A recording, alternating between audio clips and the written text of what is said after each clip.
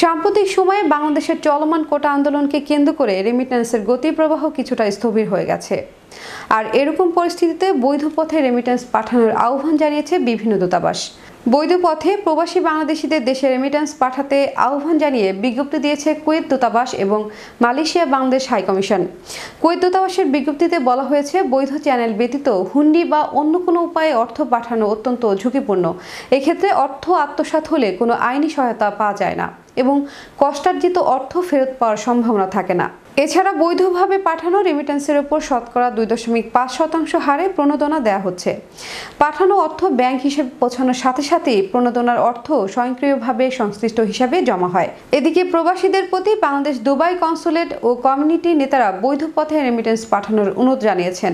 তবে সাধারণ প্রবাসীরা জানান, চলমান কোটা সংস্কার আন্দোলনে ইন্টারনেট বিচ্ছিন্ন থাকায় বৈধভাবে রেমিটেন্স পাঠাতে প্রতিবন্ধকতা দেখা দেয়। বাংলাদেশের পরিস্থিতি স্বাভাবিক হলে আবারও রেমিটেন্সের গতি প্রবাহ বাড়বে বলে প্রত্যাশা প্রবাসীদের।